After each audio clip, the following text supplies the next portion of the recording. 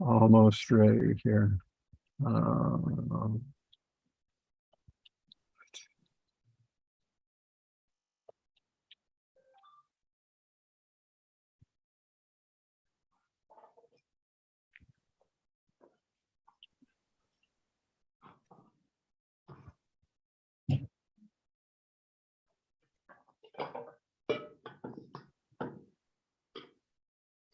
all right, so I'm ready here. Okay, Hare Krishna. Thank you, Maharaj. And we thank you for being here today. So can you hear me, Maharaj? Yeah, I can hear you. Okay. So we're going to put the verse on the screen. And after the class, of course, you are not new to lots of the devotees here, but after the class, we will do a brief introduction. Okay. We expect more devotees to be around. Hare Krishna.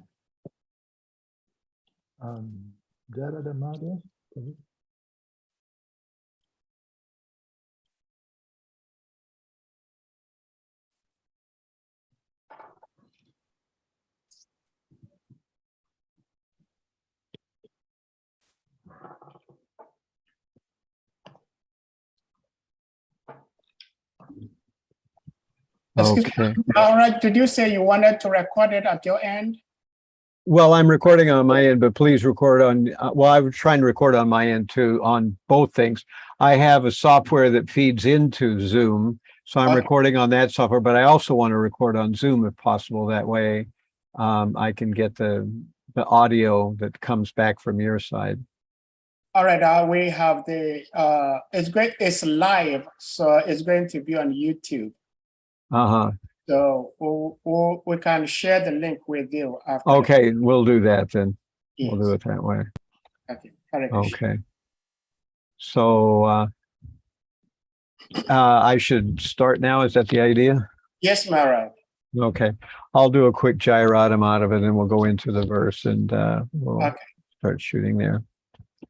Jayarada Madhava Kunja Bihari Jayarada Madhava Kunja Bihari Gopi Janabalabha Giribadadari Gopi Janabalabha Giribadadari Yasodanandana Brajajana Ranjana Yasodanandana Brajajana Ranjana Yamuna Tira Abanachari Yamuna Tira Abanachari Jairam Dhamadava Kunja Vihari Hare Krishna, Hare Krishna, Krishna Krishna, Hare Hare, Hare Rama, Hare Rama, Rama Rama, Hare Hare, Hare Krishna, Hare Krishna, Krishna Krishna, Hare Hare. Hare Rama, Hare Rama, Rama Rama, Hare Hare, Jaya Prabhupada, Prabhupada Jaya, Prabhupada Jaya, Prabhupada, Prabhupada, Prabhupada, Prabhupada, Jaya Prabhupada. Jayo Vishnuvad Paramahanta Parvatikacharya So Taratata Shri Srimad Divine Grace A.C. Bhaktivedanta Swami Prabhupada Ki Ananta Koti Vaishnavinda Ki Grantaraj Srimad Bhagavatam Ki Samveda Bhaktivedanta Ki Gaur Premanand. All glories to assembled devotees. All glories to assembled devotees. All glories to assembled devotees. All glories to Sri Sri Guru and Sri Gauranga. All right. Let me just turn off my fan because I'm afraid it's going to make, it's going to wind up on the recording and making a kind of a bad sound. Hang on a second.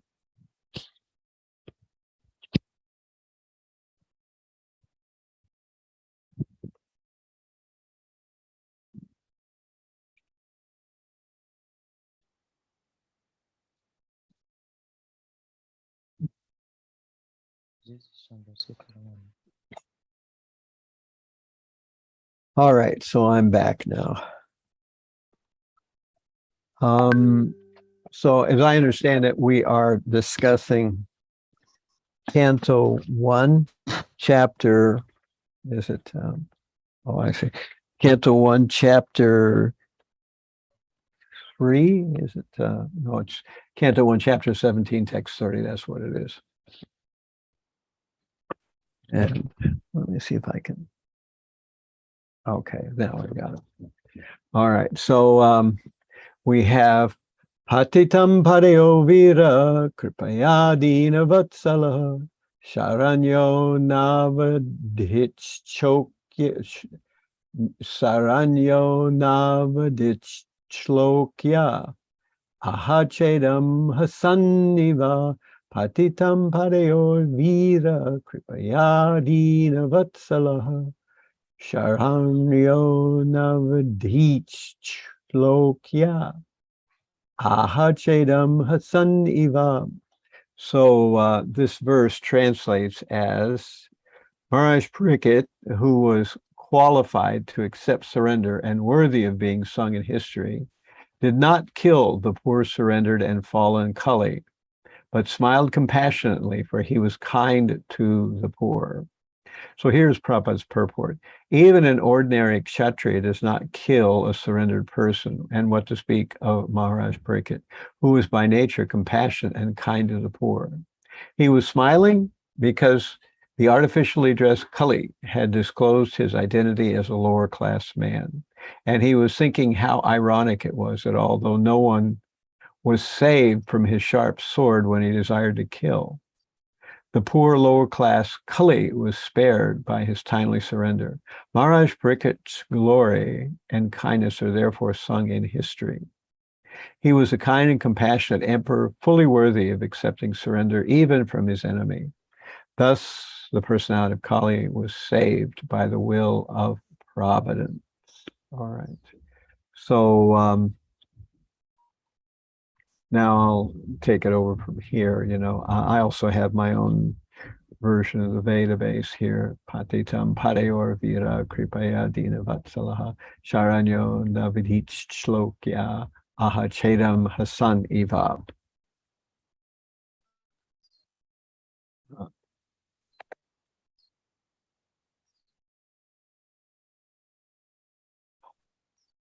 The Maharaj Pariksit, who was qualified to accept surrender and worthy of being sung in history, did not kill the poor surrendered and fallen Kali, but smiled compassionately, for he was kind to the poor.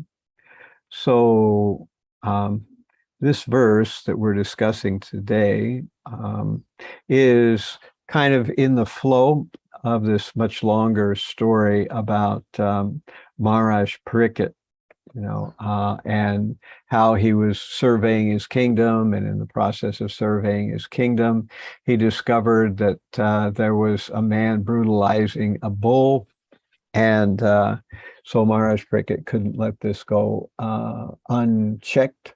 So he decided then to take the matter into his own hands.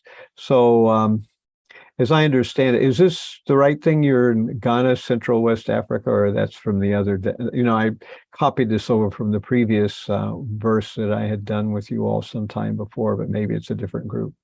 Is this the same or not? It's the same, all right. Okay, good. But I switched the day and the verse because today is the 5th of October and 2022. So this story is about the timely surrender of Kali. So I just wanted to make one point clear right away, is there's a difference between Kali and Kali. So Kali, with the short vowels, is the Yuga. So it's Kali Yuga. But there is the terrifying form of Durga Devi, who is called Kali, with the long A and the long I. And Kali is the dreadful form of Durga Devi that people do sacrifices to. And sometimes she whacks off their heads, things like that. She is kind of understood by the Vedas to be the ghastly form of material nature. So there's Kali and Kali. And today we're talking about Kali, not Kali. So just to get that straight. And so this story is, has been sort of developing in this particular narrative here. And as a result, we begin to see the different parts of the story that Kali, confronted by Maharaj Parikshit in the SRIMAD Bhagavatam, is just getting started. We know that during the time Krishna was on the planet, it was impossible for Kali to make any inroads or to get anything accomplished in the material world. So it couldn't happen. And then after Krishna left, the Pandavas were there. And so still Kali, although it was time for Kali, Kali couldn't make any progress.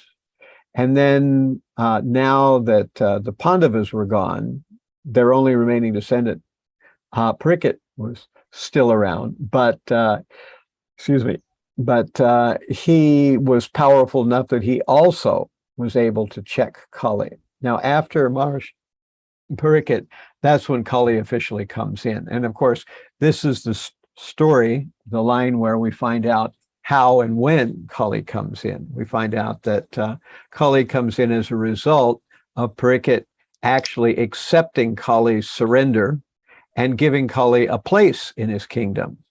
You might wonder, well, why did Kali get a place in Maharaj Parikshit's kingdom? Why would Parikshit allow such a thing as Kali in his kingdom anywhere?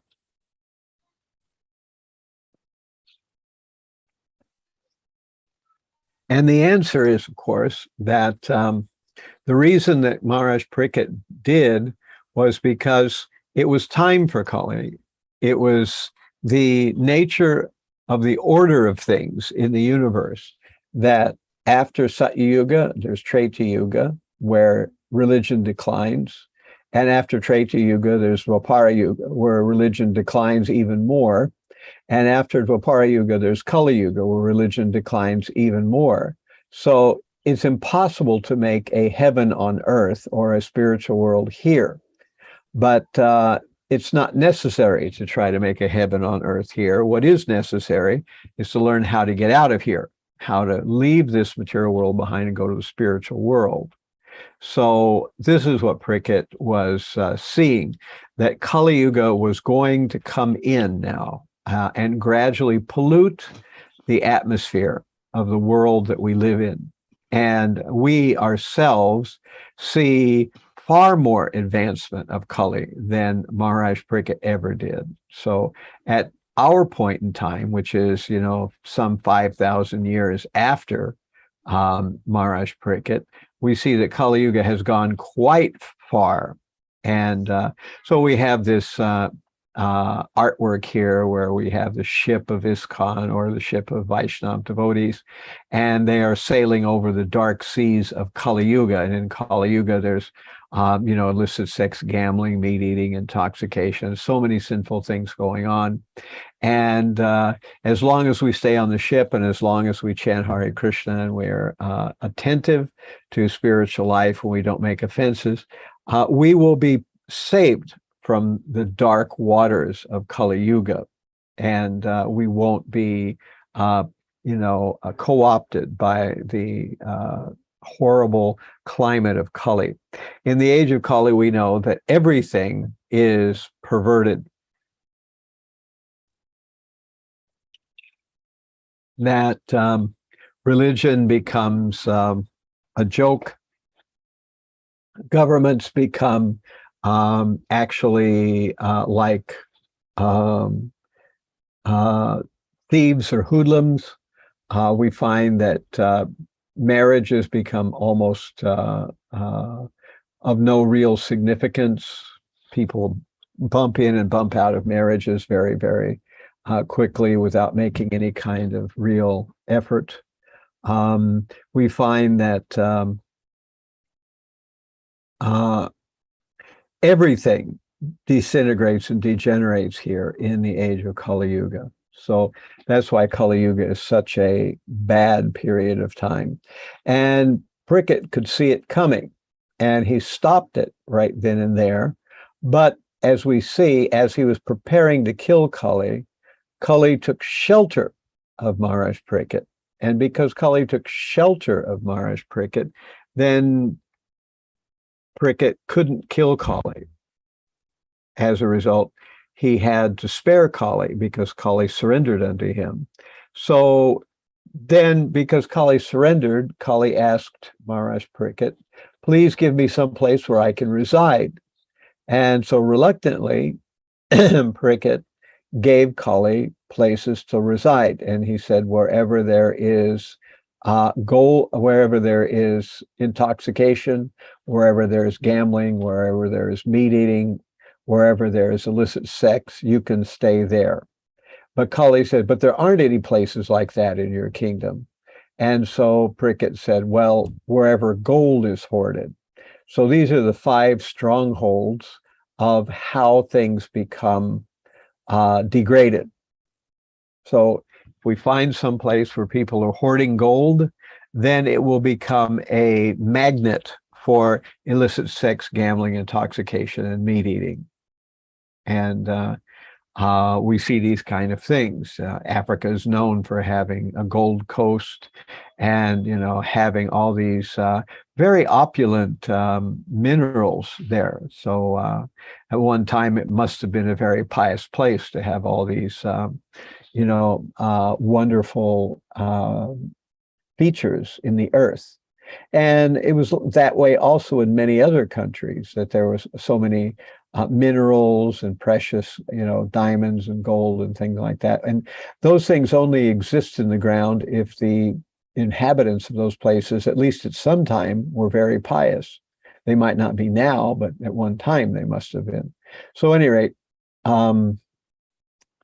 Kali begins to degrade things right away. Parikshit knows it, but he can't kill Kali, so he has to accommodate Kali. And of course, after Parikshit, then Kali will start to make more and more progress until we get to the situation that we see today, where everything is very degraded. And again, we might have this question of why would Parikshit allow Kali there at all? And the answer, of course, is that in our material world, there must be both good and evil.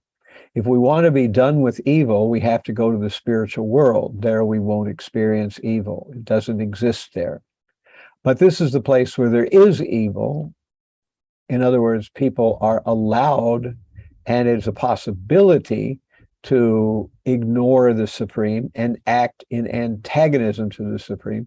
Here it's possible to do that in this world, in this material world. And because it is possible, then people can flout or reject the Supreme Lord.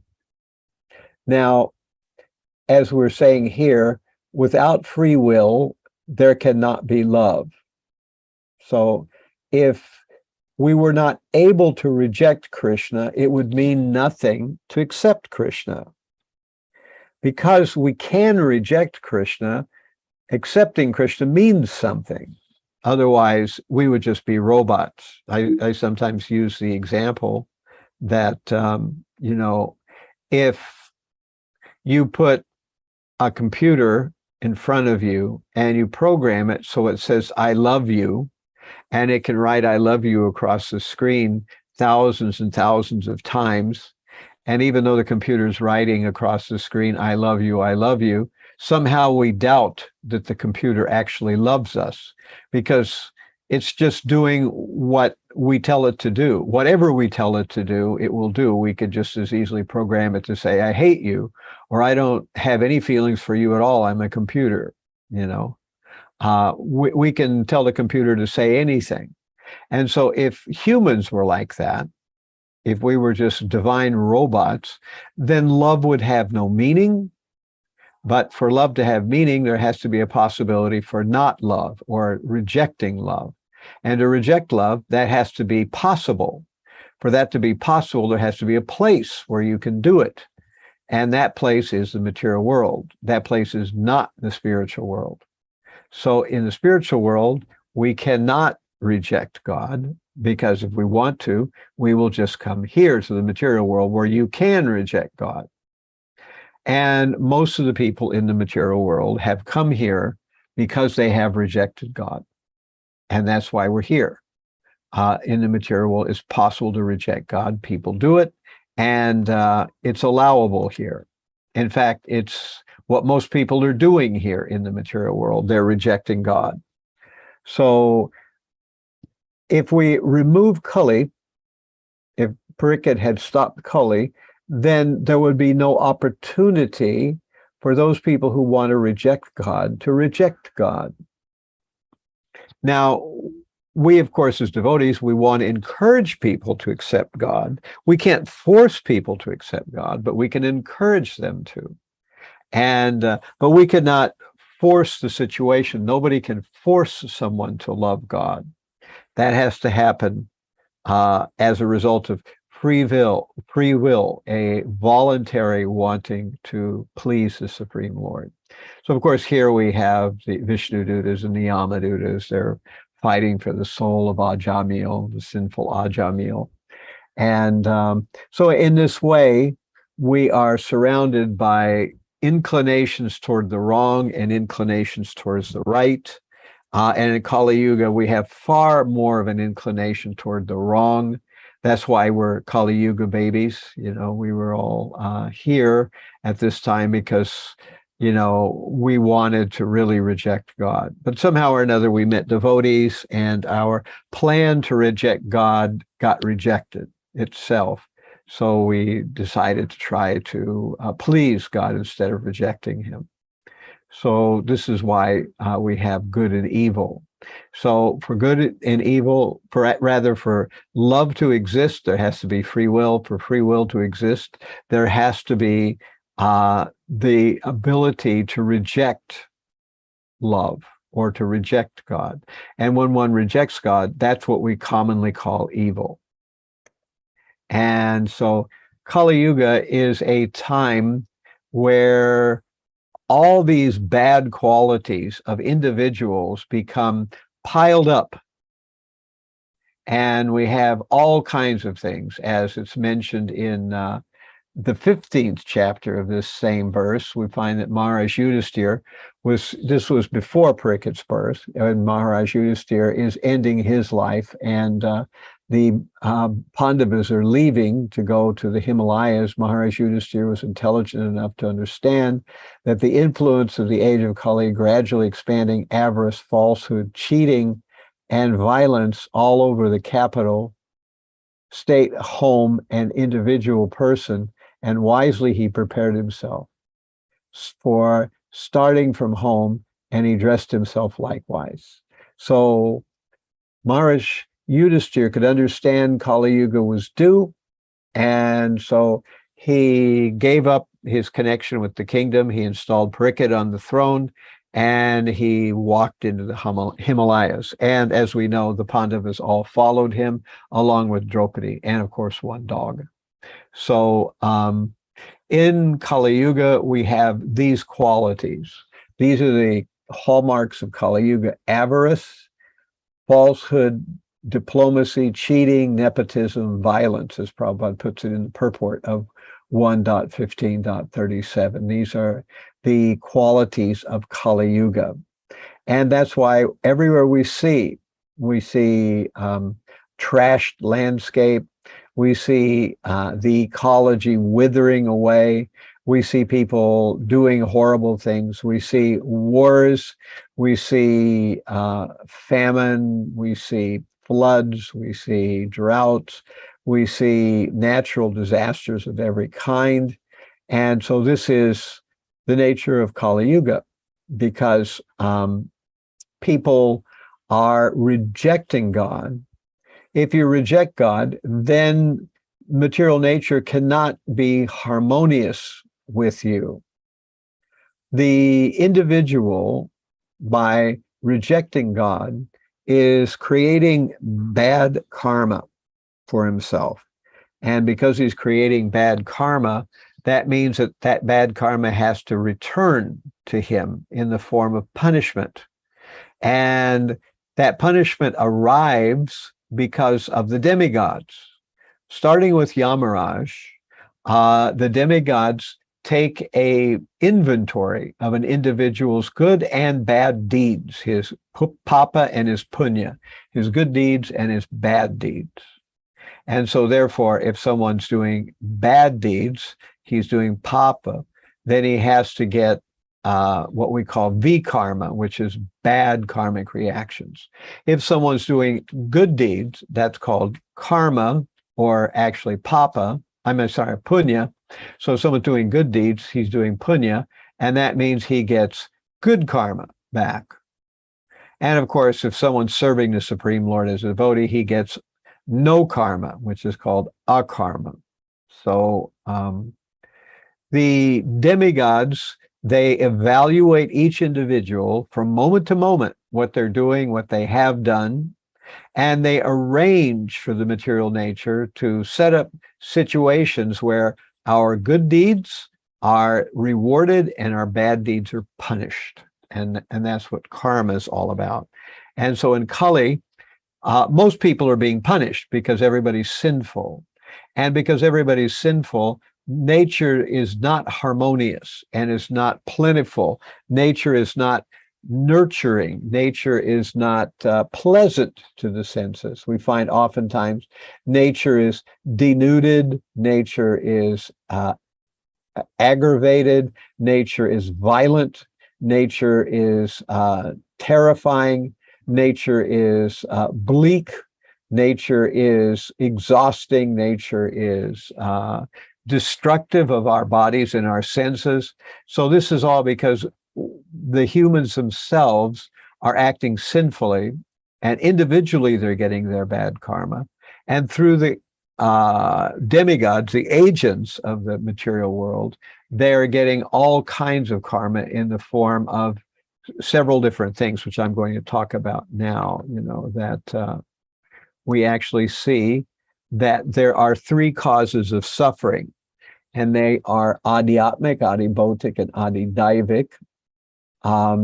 These are mentioned in various places, but we see that in Bhagavad Gita, chapter 327, that we find out that one enjoys according to good things that they've done, and one suffers according to bad things one has done. So this is the nature of our material world, that material life is arranged so that our deeds are overseen by the modes of nature and reciprocated. So I'll put that on the screen here. So this is 327, and that verse is Prakriti kriyamanani gunai karmani sarvajaha ahankara vimudhatma kartaham iti manyate. So the spirit soul, bewildered by the influence of false ego, thinks himself the doer of activities that are actually carried out by the three modes of nature. So we think we're doing things, but actually the modes of nature are active. And the reciprocation that we get from the modes of nature is due to our past karma or bad karma. So if we do good karma, we oftentimes get what we're hoping for. We're able to decide something, and as a result of deciding it, we actually have what we want happen. But if we have a lot of bad karma, then try as we might, we may try to do things to experience a good result, but because of our bad karma, all of our efforts at trying to enjoy the material world all fail, and as a result, we suffer instead of enjoying. So as we're saying here, there's three kinds of causes of suffering. Adhyatmic, those are sufferings that are due to our own action, our own stupidity, our own mistakes and miscalculations. We suffer, and sometimes we worry, and this also causes suffering for us. And there's adibhotic miseries, which are caused by other people or other entities. So people cause us misery because they attack us, they are competing with us, they cause us various humiliations or sufferings. And so in this way, we suffer as a result of what other entities do, or even dog bites or mosquito bites and all those kind of things. Those are also adibhotic miseries, and miseries that are caused by other beings. And finally, adidaivic miseries are miseries that are caused by the demigods directly, like landslides, hurricanes, droughts, famines, etc., great diseases. All these things are indications of the suffering caused by the demigods, which is called adidaivic suffering. So Kali, as we've been talking about, is a very bad time to live. Because it's a bad time, people are mostly sinful, and as a result of being sinful, mostly they're suffering, and they're suffering in these three ways. They're suffering because of the stupid things they do to themselves. They're suffering because they have they're making each other suffer, and finally because the demigods are causing them to suffer. And so that brings me to my last slide here. And this karma carries on from lifetime to lifetime. We may have one kind of body today, but when we die, we may have a different kind of body in our next life. And that's due to our karma. So Parikshit, he gave shelter to Kali, and having given shelter to Kali, now Kali was able to come in and fully do whatever Kali wanted to do. There was no holding back. That now Kali has the green light. It's Kali's time, and whatever Kali does will be successful, and whatever other people do will eventually fail. So that's the age that we're living in. I'll open now for questions or comments. If anybody has any questions or comments, I'll try to answer. Hare Krishna, thank you so much, Maharaj, for getting us into the nectar of the Srimad Bhagavatam. Srimad Bhagavatam, some of us are fortunate. We are blessed to hear different devotees speak to us from the Srimad Bhagavatam. So devotees, if anyone has a question, comment, please indicate that by using the hand emoji, and you'll be asked to unmute to ask your question. Arichakra Prabhu, please unmute.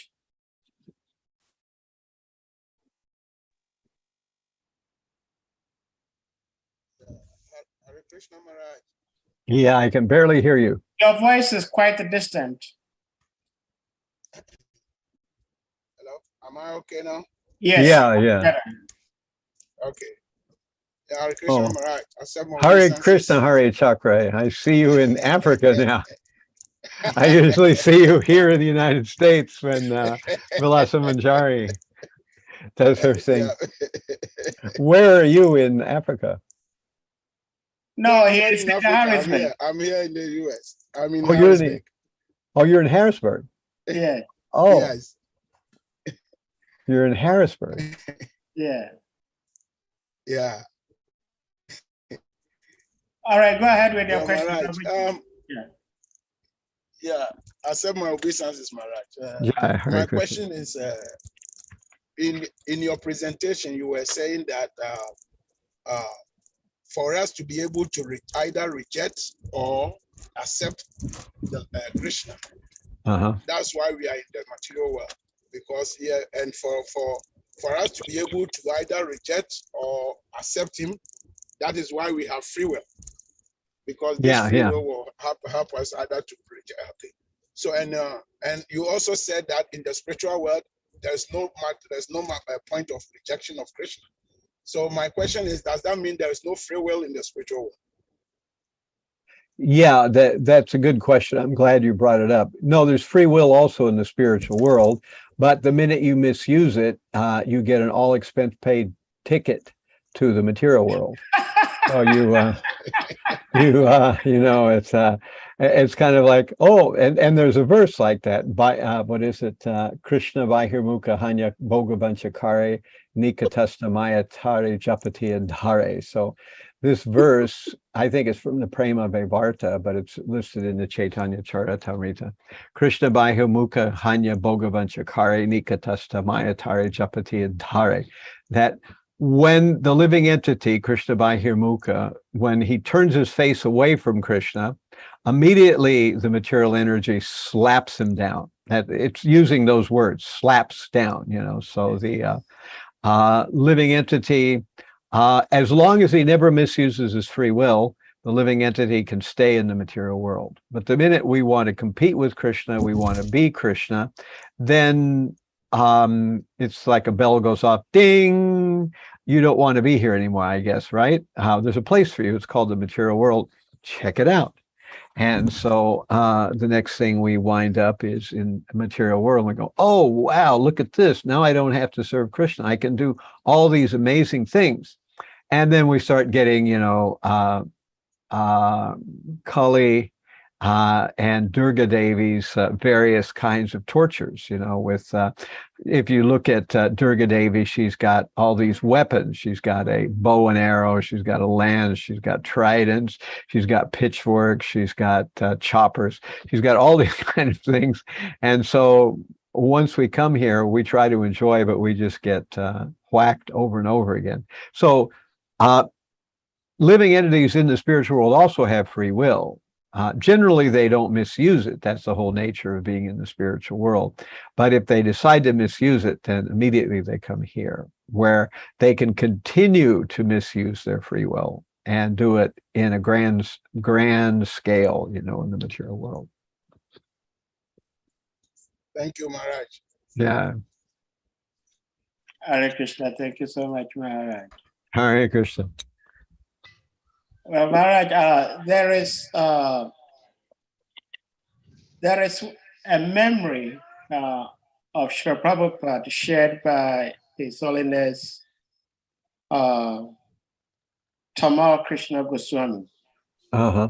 I listened to it on YouTube, and I like it so much. He was sharing these memories that Srila Prabhupada was sharing a story about somebody, maybe lots of devotees know about this. Lots of in India, somebody was sitting in the train, and there was a man and a child, and they were standing. They didn't have a place to sit, so the little child was given a chance to sit next to those who were already seated.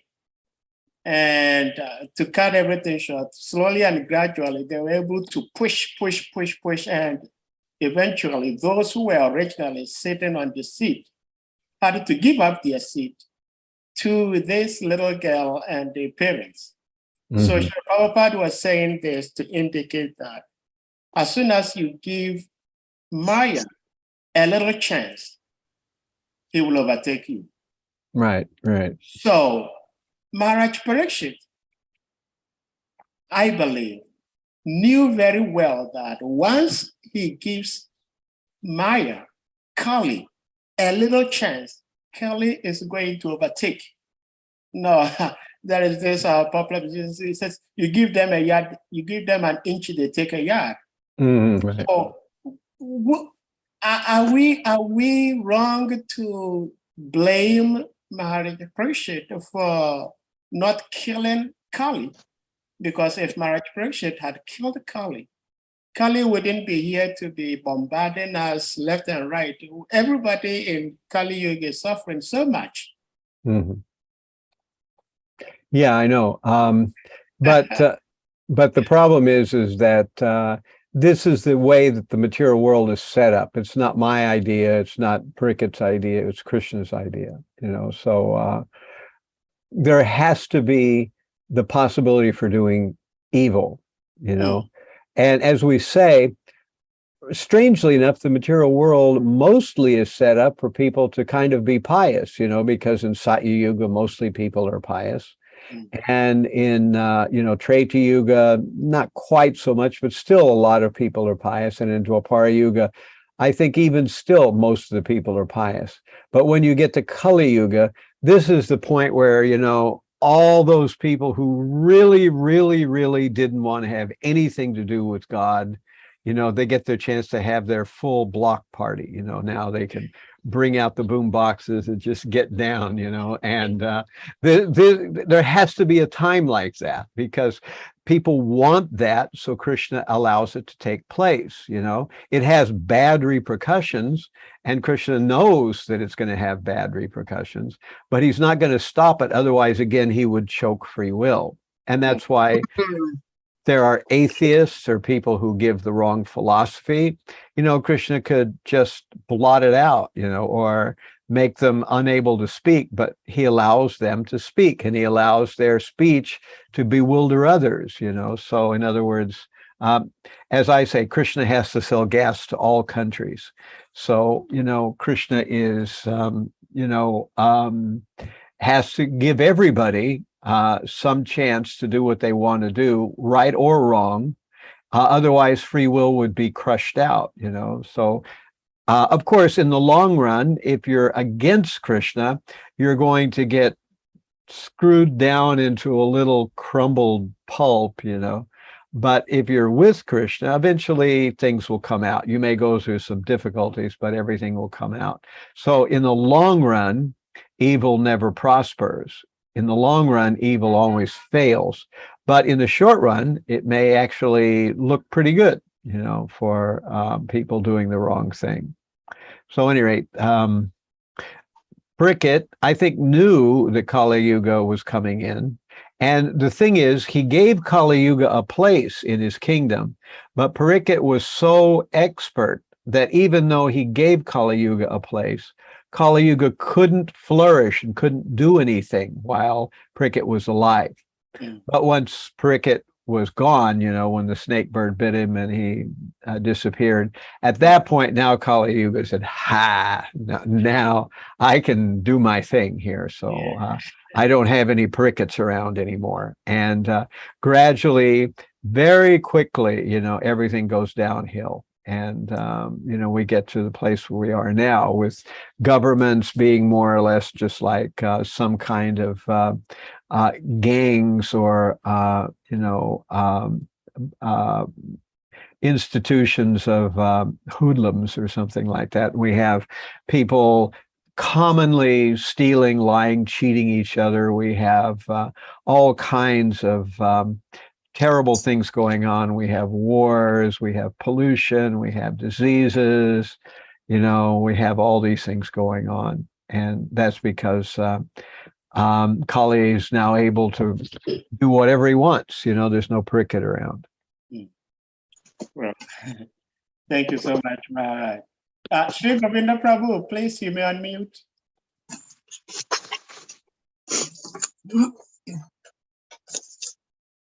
Hare Krishna, Maharaj. Hare Krishna.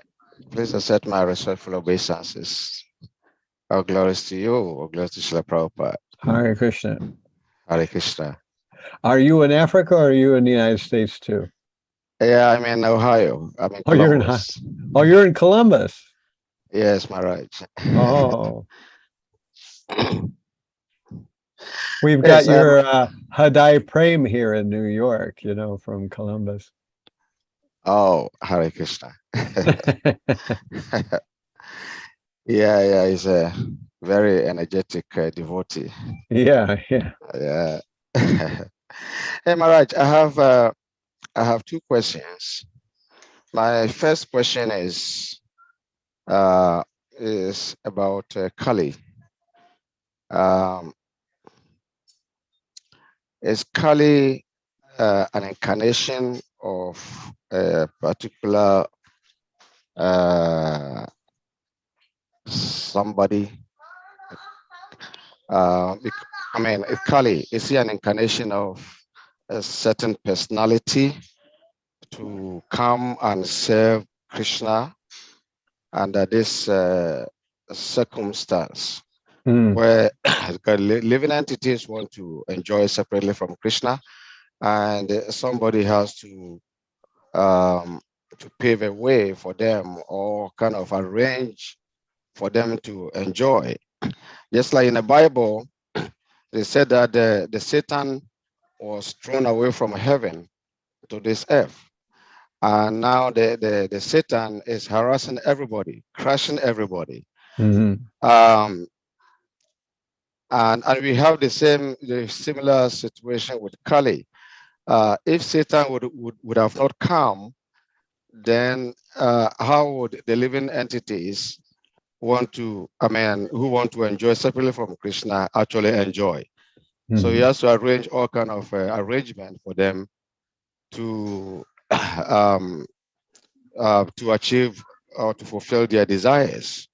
So the Satan in the Bible and Kali in Bhagavatam, is there any difference? Well, there's a lot of similarity there. I agree. You know that it mentions in the Kalki Purana that at the end of Kali Yuga, we have Satya Yuga, and you know, some demigods teaming up with Kalki to fight Kali Yuga. And finally, at the end of Kali Yuga, Kali loses and he's forced out. And he has to wait 3 more yugas to come back again, you know. So he's a personality, and he's a personality who helps to influence people in the wrong way.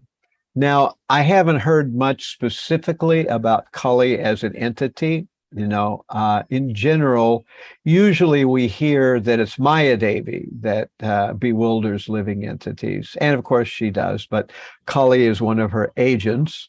And Maya Devi is a servant of the Supreme Lord. And she's, embarrassed to do what she has to do, which is to bamboozle the living entities. But that's her duty, that's her task.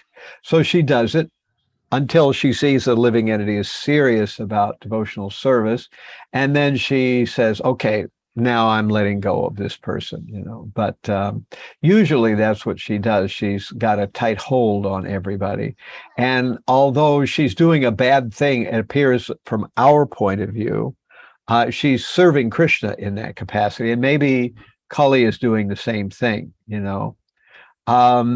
Christianity and religions like that are what we call dualistic, meaning that there is a supreme positive entity and a supreme negative entity. And that started with, you know, Zoroastrianism, you know, where you have this dichotomy between a good and an evil absolute. In the Vedas, we don't have any such idea. You know, in the Vedas, there's just the supreme. And where the dark side comes from is the dark side comes from people who serve the supreme by carrying out the unattractive function of bewildering people. And it's all, you know, done under that. And the reason, of course, that exists, as we were just saying, is so that free will can exist. And if free will can exist, then love has meaning. That's why it can all exist. You know, that's the missing piece that the other religions don't seem to have. And that is that if evil was gone, then everybody would just be good robots, and that's all. And there's nothing particularly important or wonderful about that. So therefore, evil exists. And we don't say that evil is some separately empowered force that fights God, and God is having a lot of trouble overcoming evil. That's the kind of, that came into the world picture through Zoroastrianism. And later it was adopted by Judaism and later by Christianity and finally Islam. These religions, came one after another, and they absorbed many of the same principles, although probably they would never admit it, that one religion kind of absorbs some of the principles from the previous religion, because, unless they have some special idea to the contrary, there's no reason to reinvent the entire cosmos. So, one religion just works off piggybacking off the previous religion. But the Vedic tradition was before all these religions. So the Vedic tradition doesn't talk about this dualism in that way, that there is a positive God and a negative Satan or a whatever. But rather, we have, I don't know about Kali in particular, whether he's a positive person doing something on behalf of Krishna, or whether he's kind of a demon and he's doing things on his own behalf and he's working in that capacity, because there certainly are demons, but they're just selfish people, that's all. And there's plenty of those in the material world, not only ones that have superpowers, but also common ones that don't have superpowers. So that's there. So that's how I'd respond to your question. Is that getting down the topic of what you were thinking about, or did I miss your point? Yeah, thank you. Thank you very much, Maharaj. The question is perfectly answered. But my next question is the same similarity. Bible talks about, thy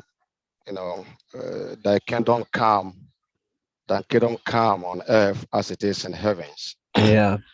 And so thy kingdom come here on this earth means that we know in heaven planet, the atmosphere there is completely different from here. The duration of life, everything is completely different from what we experience right here in Kali Yuga. So if that kingdom should come here, and it does come, then this place will look exactly like heaven.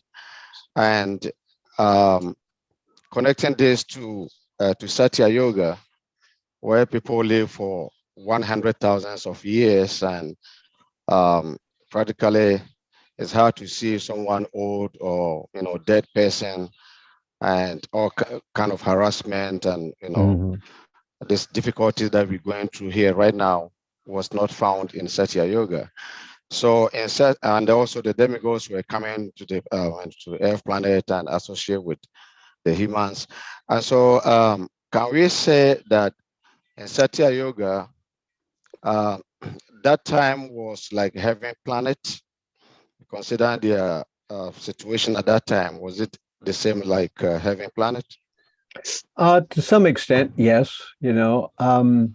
The Satya Yuga is, of course, the best of all times, and that's because people are pious. And because they're pious, they're not greedy for material things. So therefore, people didn't need huge pieces of property. They didn't need to do agriculture. They didn't need a government. They didn't need any of those things, because they were in natural harmony with nature. Now, they might not have been pure devotees, but at the same time, they were certainly not materialistic demons. So as a result, the material world was pretty nice. The material world is never nice, even in the heavenly planets. There's always strife in the material world, because that's the nature of the material world. It's called Kunta, whereas the spiritual world is called Vaikunta. So Kunta means strife or difficulty, and Vaikunta means no strife or no difficulty. So only in the spiritual world do you have no strife. But to enter the spiritual world, one has to be serious about serving God 24/7. If you're not serious about serving God all the time to the best of your capacity, then you wouldn't be happy there. And this is the place for you, the material world. But we see the material world is not a happy place. So that's why those of us who are devotees have kind of understood that we have to redo our own self-conditioning to reject God. And to undo that, we have to do devotional service.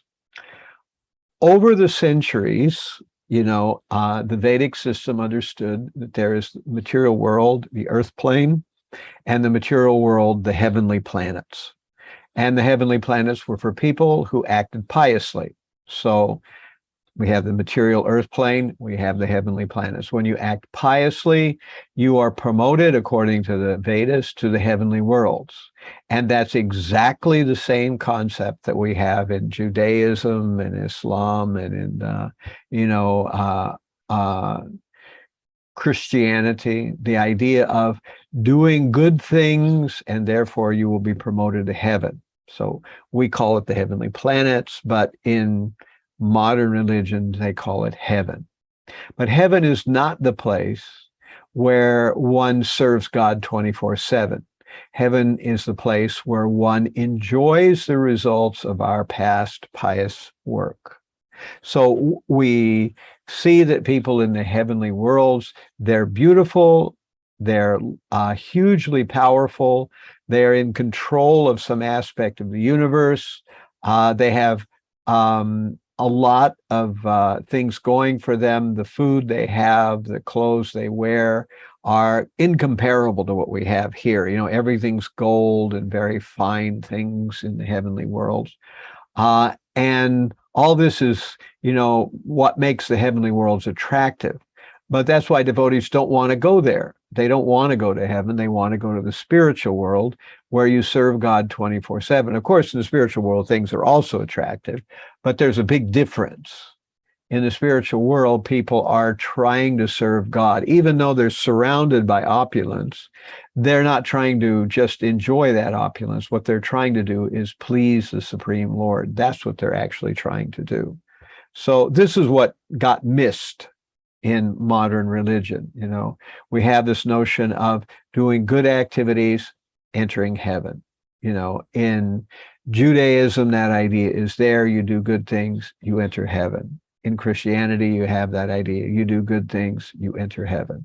In Islam, you have this idea. You do good things, you enter heaven. Buddhism, no such idea. But in those other three religions, there's that idea. But only in the Vedas do we have the idea that we don't want to play that game. We want to go beyond doing good.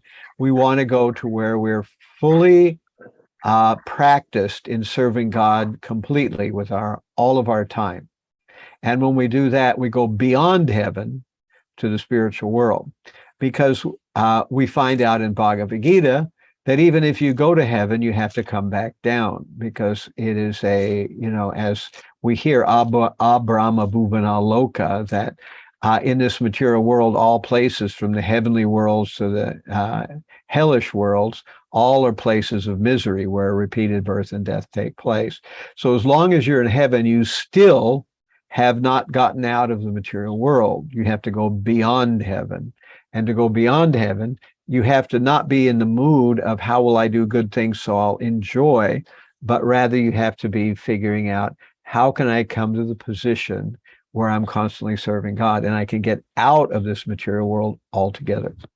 Does that make sense? Is that I've tried to give it a little bit of a thank you, Maharaj. Historical perspective and a little bit of also personal perspective of what it means to individuals. Thank you, Maharaj. All right. There is a message from Her Grace Ishopanishad Devi. No. So she's saying, Hare Krishna, Maharaj. Nice. Yeah, I saw that in the chat. Yes. Is she in Gita Nagari? Is that where she is, or where? No, she's in Cleveland. Oh, in Cleveland. Oh, okay. Yeah. Actually, I misspoke earlier. Harichakra Prabhu is in Gita Nagari. I am in Harrisburg. Oh, I see. Yes. Well, Maharaj, I have one more question, and that is Kelly. I wish I was as strong as Maharaj Parikshit to drive Kali away from my life. But Kali is living with me in my house here, Maharaj.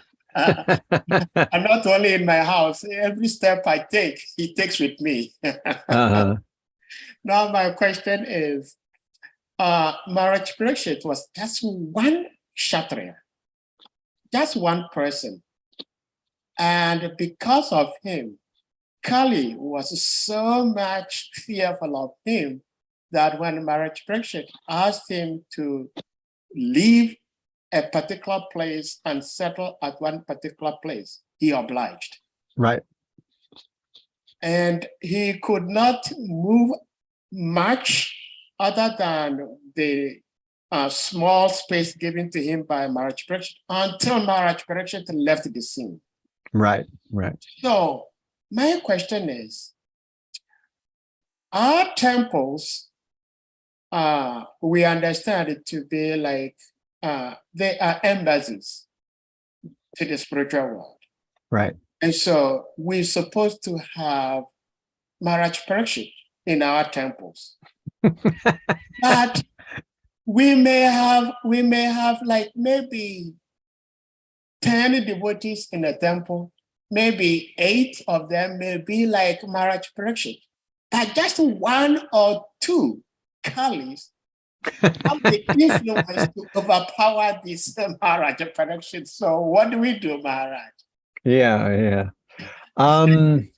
That's a good question. You know, I keep thinking, you know, I've said this quote a bunch of times, that I feel like every religious community is just a collection of ex-sinners, and some of them are a little more ex than others. You know? So that's something we will always have. And I think in terms of chapter 12 of the Bhagavad Gita, where I think it's 12:9, where Krishna says, always think of me, become my devotee. You know, he's saying that he's suggesting that if Arjuna wants to be doing the highest thing, that he should always think of him. But then Krishna says, if you can't do that, then follow the regulative principles and develop a desire to attain to me. That's the next step down, and that's 12:10, I think, or something like that. It's the next step down. And then Krishna says, well, if you can't do that, then work for me. And that's the 3rd step down. And, you know, there's 2 or more steps beyond that, but those are not really devotee anymore. We're not talking about people who are in the camp of being devotees, really. But these first 3 steps, one who spontaneously always thinks of Krishna is someone who is actually already a pure devotee, someone who doesn't have to do sadhana to develop a desire for Krishna, someone who already has a desire for Krishna. And there's almost nobody in that category. But most of us are in category 2, where we're engaging in the process of bhakti yoga to develop a desire to serve Krishna. And so that's people who have taken vows to chant 16 rounds. They're doing following 4 regulative principles, all those kind of things. But then there's another sort of larger circle out from there, and that's what we call the working for Krishna circle, where people aren't really following sadhana. They're not really, chanting 16 rounds, but they still like Krishna and they still want to do something to serve or help Krishna. So I think all of our temples are an overlay of these 3 categories. And sometimes we have to recognize that some people are really not in category 2, they're in category 3. And sometimes people may even be initiated, but not really in category 2. Actually, they're in category 3. In other words, they will, at least not in a near term in the future, start chanting 16 rounds. They may not follow all the regular principles. They may not actually do a lot of devotional activities in the sadhana sense, but they want to work for Krishna. So, okay. And then you have people who are actually, what the Harinam Chintamani calls Dharma Dwajis, or people who are just putting on a show of being a devotee. Now, in one sense, we have it fortunate in the Western world, because since there's nothing special about being devotees to the world in general, you don't get much leverage out of pretending to be a devotee in the Western world. People just think you're another kooky guy, you know. So not many people put on a big show of being a devotee in the Western world. Whereas in India, it's a different story. You know, you can put on a show of being a devotee and people think you're something, you know, even if you're a liar. But, you know, in the Western world, it's not so much. But at any rate, there are people who become devotees for a materialistic reason. You know, they want to be able to eat every day and not have to, you know, work at a job. So they become a devotee, or they want to be able to, you know, work their way up a hierarchy because they're good at that. And once they get to the top, then they know how to get money in that position. You know, they find some way to grease their own palms by whatever they're managing. They keep a share of it, you know. So you will find those kind of people.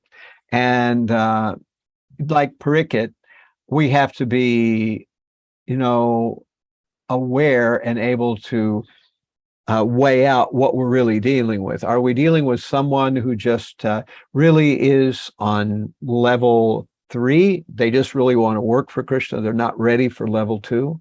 Are we dealing with somebody who is pretending to be a devotee just so that they can eat and sleep nicely?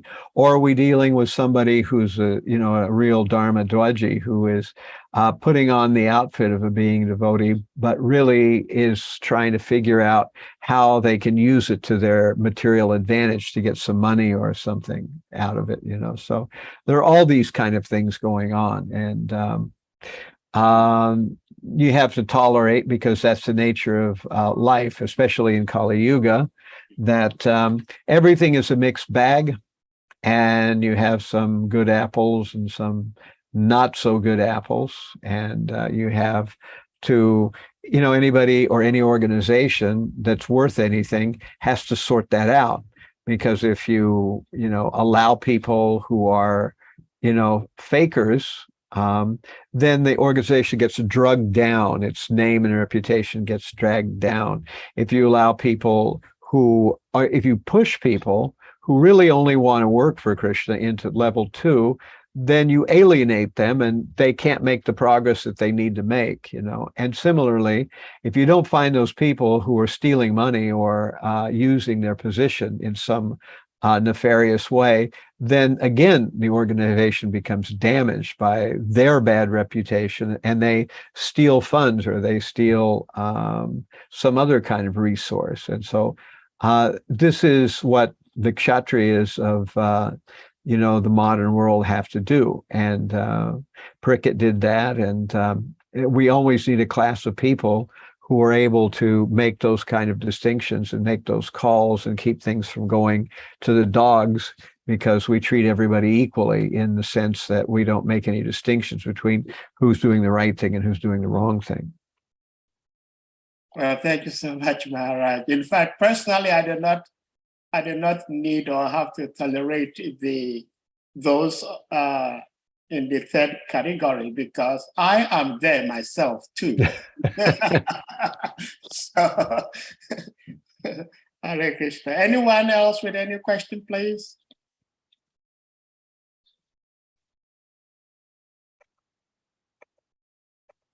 Devotees, any question?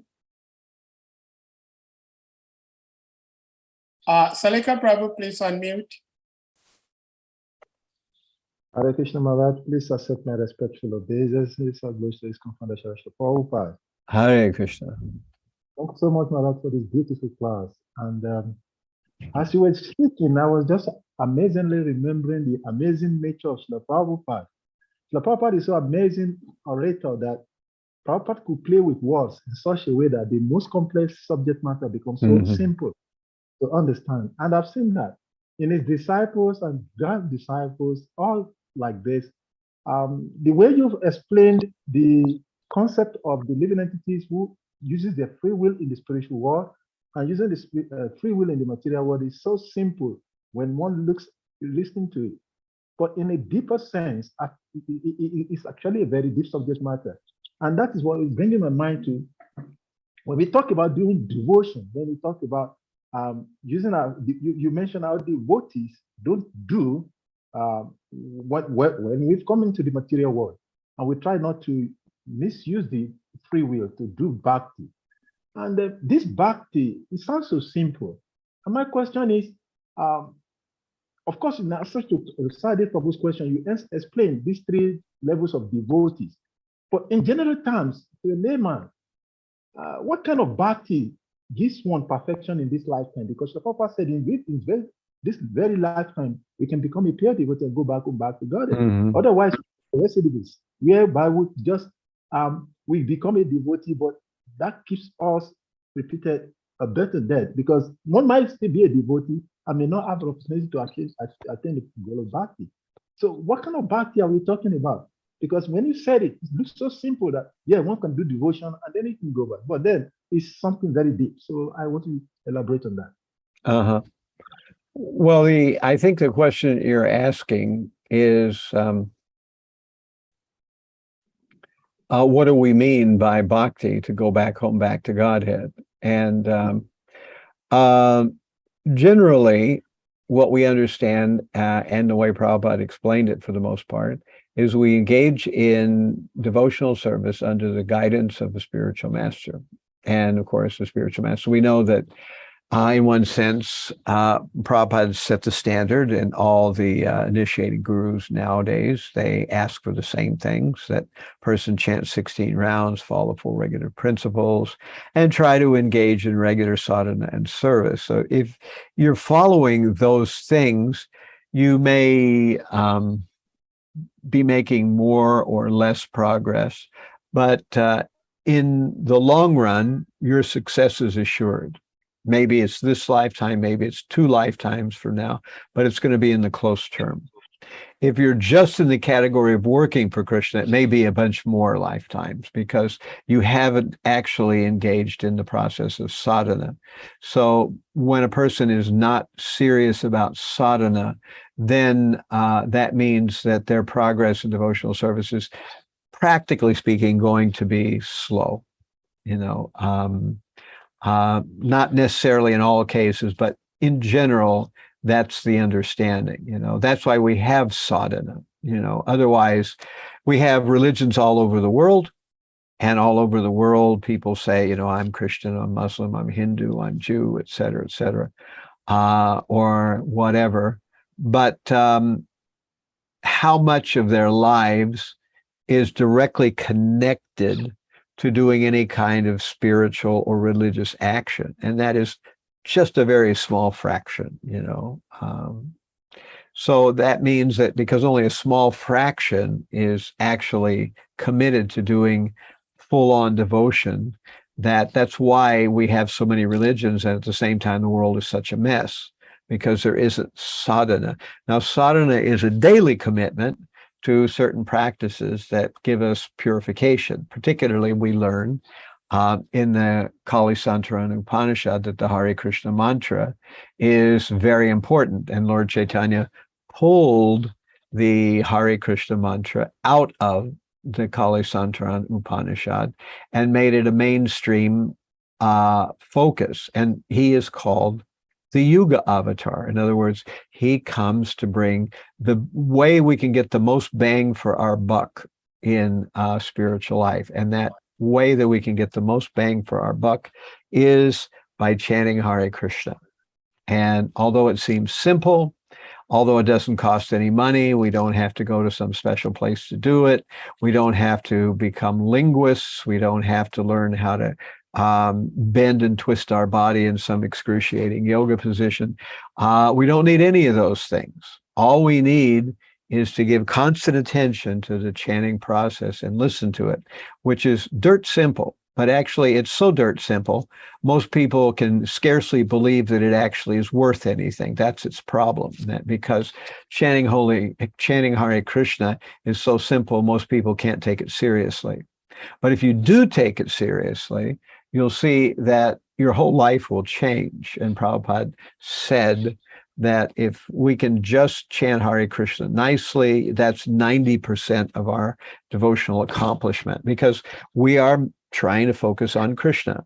And we didn't think of the method. Prabhupada didn't think of the method. Lord Chaitanya didn't think of the method. Krishna originally started the method of chanting Hare Krishna. So we're just following what we're being asked to do. And we find that the easiest way to overcome our own bad habits, our own past, Kali that's living with us, Kali that we are still very affectionate toward, the best way to overcome the whole bit is by learning how to chant very carefully. And in a short time, we find that instead of this ocean of material strife and this unscalable rock mountain of Kali Yuga impediments and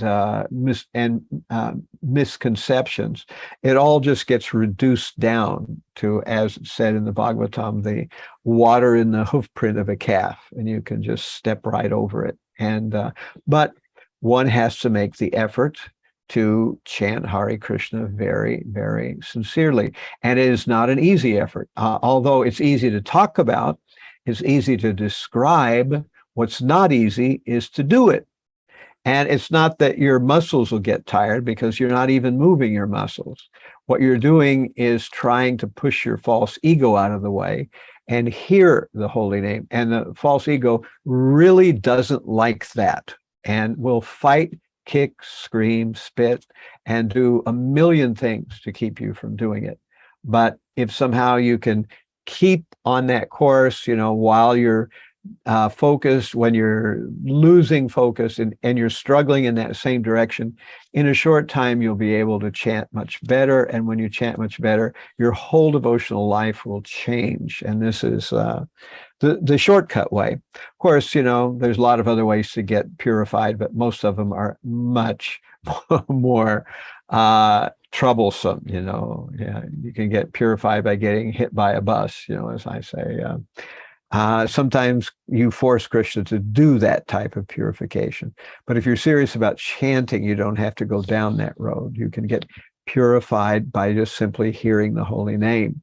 Krishna says, okay, you're taking the primary way of getting purified, so I don't need to use some of my heavier tactics to purify you. I can, just be satisfied that you are making the easiest progress. So that's why, in one sense, it's easy, because it's easy to talk about, it's easy to describe, it's easy in an abstract sense to do, but it's not easy to keep your mind constantly focused on the same thing. That's tough as nails, because we want to just space out. And from one minute to the next, we're spacing out.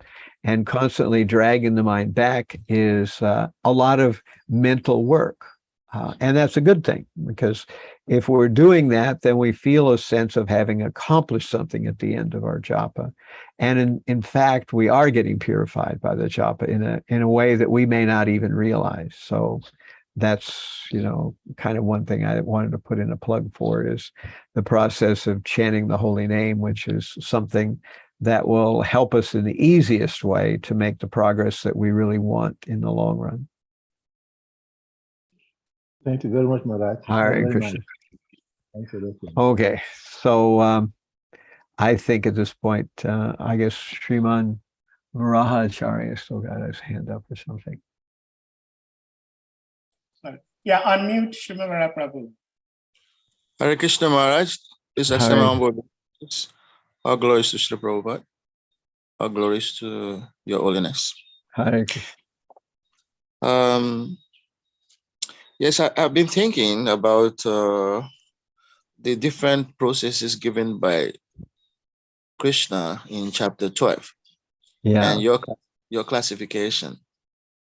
If I heard you clearly, you said that working for Krishna is like the third class, right? Right. Sure. But I just want to see if this third class is something that is like the easiest way for everybody. in chapter 18, Krishna recommends to Arjuna that by worship of the Lord, who is the source of all living beings and who is all pervading, a man can attain perfection through performing his own work. Right. And we also see in chapter 2, Krishna tells Arjuna, of course, throughout Bhagavad Gita, but Krishna tells Arjuna to do his duty in according to religious principle. So we see that performing of work according to religious principle seems to be like the common ground or the easiest. I mean, I'm saying it may not be the easiest, but that's what like Krishna recommends for the general masses. And if it is what is recommended for the general masses, that seems to be the easiest way out for many people, because meditating and focusing on Krishna, that's like for Paramahamsas, those who are already free from many disturbances or desires. So that's why I'm asking this question, just to get clarification. It's really chanting of the holy name, which may be the first class. Is that what is actually the easiest for everybody? Or is it, people doing their duty and in religious principles, and they seem to be making progress towards the perfectional stage? That's what I want clarification on. Right. Thanks. Right. It's a good question. And I think a lot of people get kind of tripped up in the early chapters of the Bhagavad Gita because of issues like this. What we find is that in, chapter 2 of Bhagavad Gita, Arjuna is finishing up his list of why he won't fight, and then Krishna begins to gradually go through a whole exposition of Vedic thinking. It's kind of as if Krishna wants to give Arjuna a full picture of what the Vedas are saying. And then once Arjuna and Krishna are looking at the full picture of what the Vedas are saying, then Krishna is going to recommend something. So they're on the same page, and Arjuna won't be misunderstanding what Krishna says. So I think this is a good technique. This is what Krishna is doing. And the first thing that Krishna wants to get across to Arjuna is that to meditate, in other words, to artificially restrict the senses from action, although it could work for very advanced people, it's not going to work for Arjuna. So he's telling Arjuna, here Krishna's mission is, he wants to tell Arjuna that as a Kshatriya, this is his role, and that he, not only is it his role in society, but Krishna wants him to be a Kshatriya in this case and fight the Kurus. So it's not only his role, but it's also Krishna's specific desire. So both of those things are there.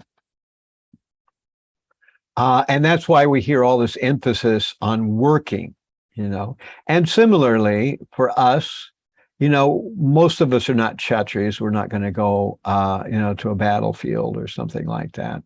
But instead, we will work too.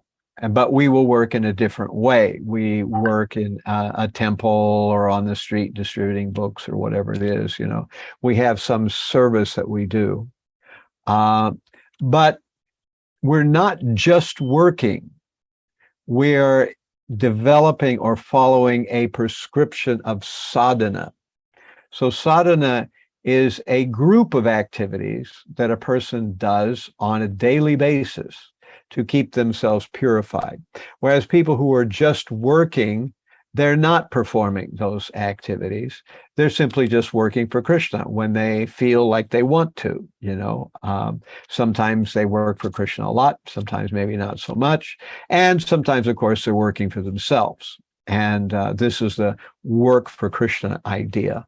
But that idea that working, and sometimes working for Krishna and sometimes not, is although it's in the direction of devotion, it is not yet devotion, really. Devotion is when a person has committed to sadhana. They may be not fully being able to do that sadhana properly, but they've committed to the sadhana. Whereas on the work platform, one hasn't really committed to sadhana. Or if they have at one time, they fell away from that commitment. They are no longer following the commitment that they once made, you know. So that's the difference here, that even devotees have jobs or duties that they have to perform. Those devotees who are in the temple usually have to do something to help maintain the temple and its functions. Whereas if they're living outside, they have to go to work to maintain their griha, and they're, you know, able to live in the world that way. So they also have duties to do. But it's not by doing the duty alone that one makes progress. One makes progress by doing the duty and at the same time embracing sadhana. If you just want to do your duty and you want to give some of that duty or some of the fruits of that duty to Krishna, like, say, for instance, you make donations to the temple, or when you're got some free time, you have some skill sets as a, you know, as a carpenter or electrician or a computer programmer or whatever it happens to be, you know, if you have some skills like that, you give them to the temple. That's working for Krishna. But working for Krishna and accepting sadhana is much higher than just working for Krishna and not accepting sadhana. Although a lot more people can find their way to doing the lower thing. It's easier to do, but in general, we should try to point people towards the second circle. But when we realize that, you know, they just aren't going there, then we don't need to beat them to death about it. We can just accept the fact that they're third circle people and let them do their thing. And in the long run, by being around devotees, they may eventually come to the stage where they feel, you know, I'm missing out on just being a worker. You know, I could be in there and learning more than I am now. I could actually be doing more intimate service. I could go on the altar. I do other things, you know. Why am I just content in giving some of my money, or, you know, spending the weekend doing the books for the devotees, or whatever it is, you know. So, you know, there's a difference between those two categories. And certainly Prabhupada, you know, tried to move us towards the second alternative and not the third one, you know. And you'll see that if you look at Bhagavad Gita, by the time you get to the fourth one, it's not even devotional service in any sense, you know. It's just pious activity. But since it's pious activity, it's better than being grossly sinful, you know. So Krishna is giving us these gradual levels just so that we can understand. In the center, it's like a bullseye. That's being a pure devotee, where you're automatically attracted to Krishna. And then one ring out from the center bullseye is the idea of doing sadhana, or committing to being a devotee by taking initiation and following regular principles and sadhana on a regular basis. That's the second circle out.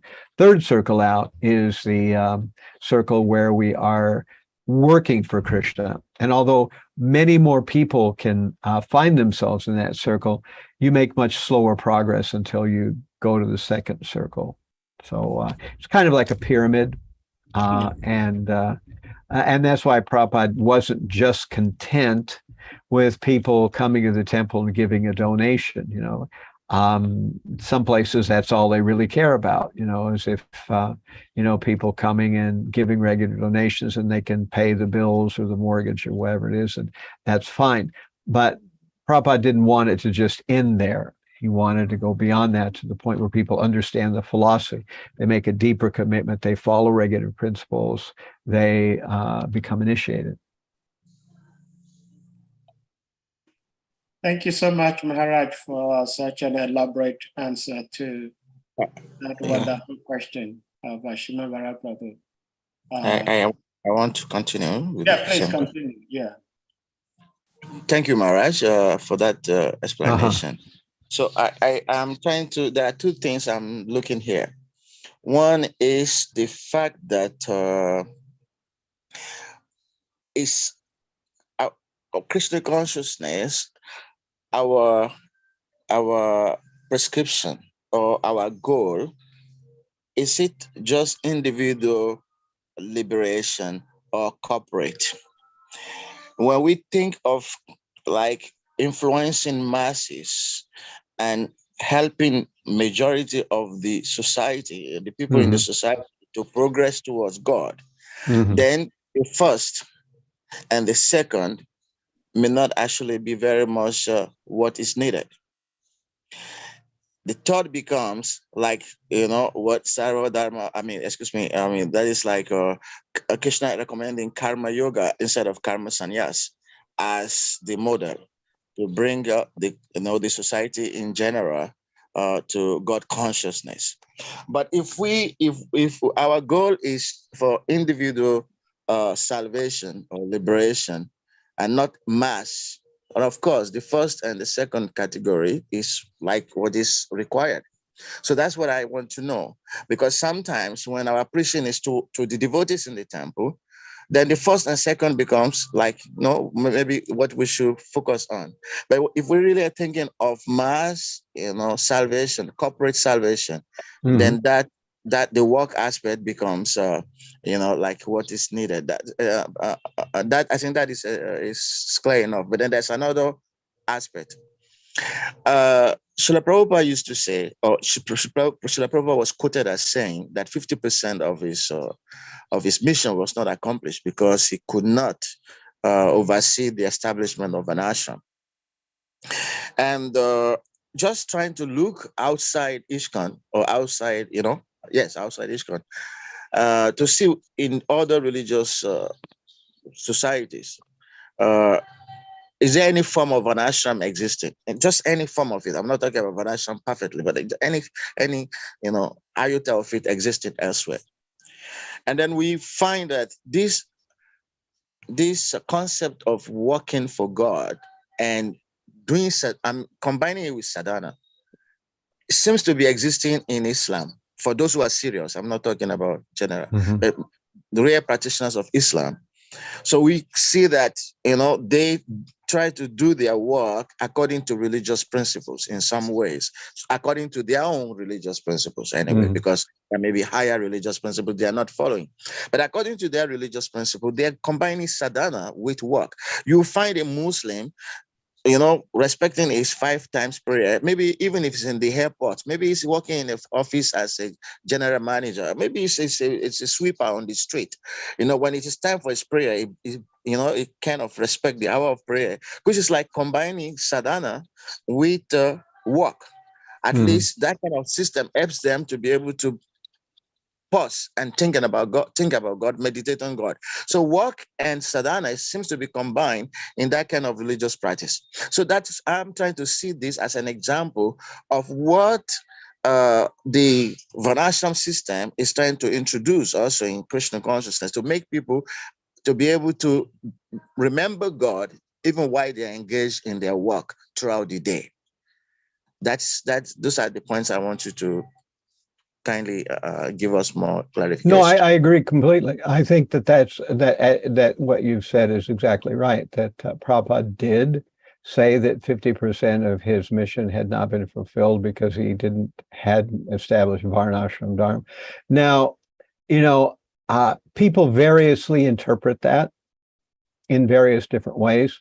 I take that to mean like what you were talking about, that ISKCON will eventually make a platform where many people can sort of grab on, in some kind of way, doing some kind of work for Krishna. And in the beginning, they may not be doing any kind of sadhana or any kind of thing like that.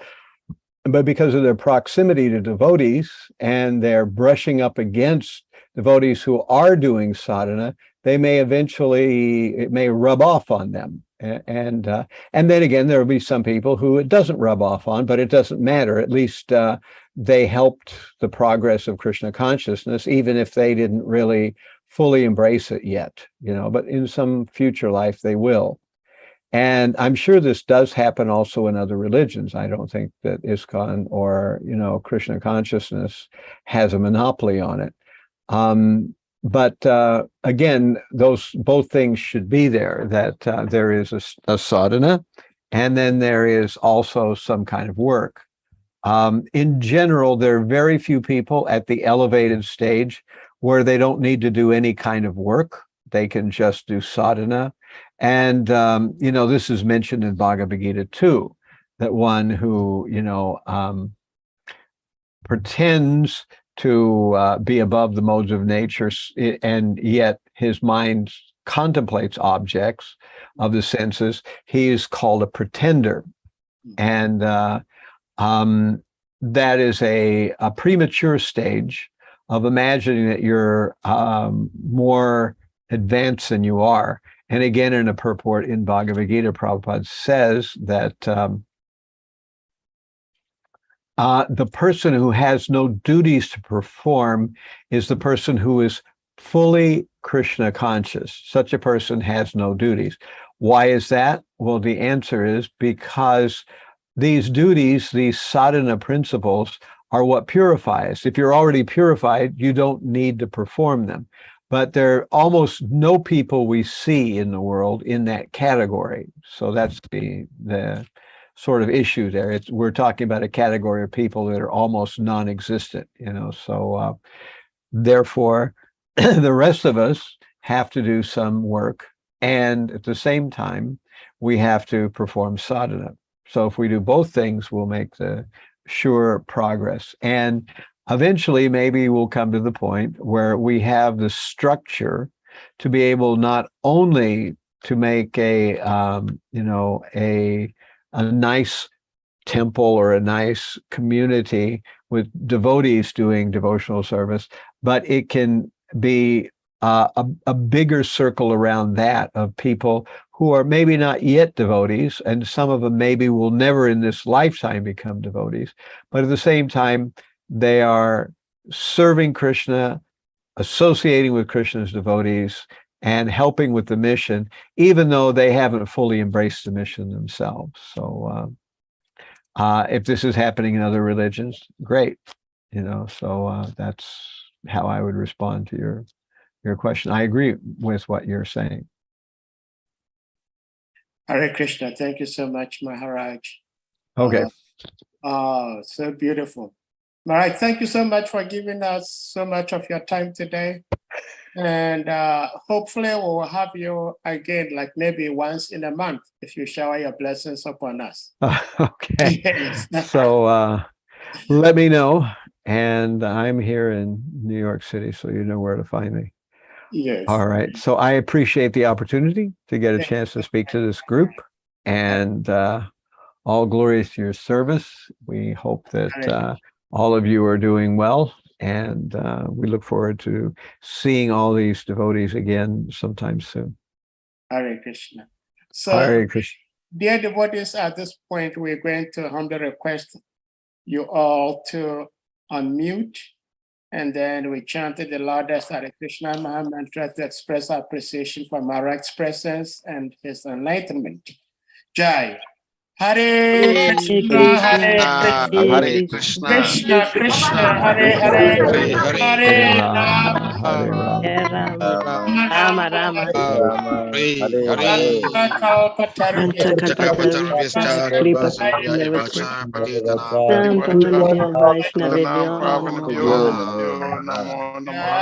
all glories to His Holiness Chandrasekhar Swami Maharaj ki. Hare Krishna. Jai Maharaj. Thank you so much. Hare Krishna. Hare Krishna. Okay, so dear devotees, we hope to see you all again tomorrow by Guru Krishna's grace and mercy. This is if I may borrow from Salika Prabhu, it's a transcendental October. It's a sweet October. We have these great souls coming to give us their darshan and their love and speaking to us from the SRIMAD BHAGAVATAM. So we thank you all once again for your presence, and we hope to see you all again tomorrow. Hare Krishna. Hare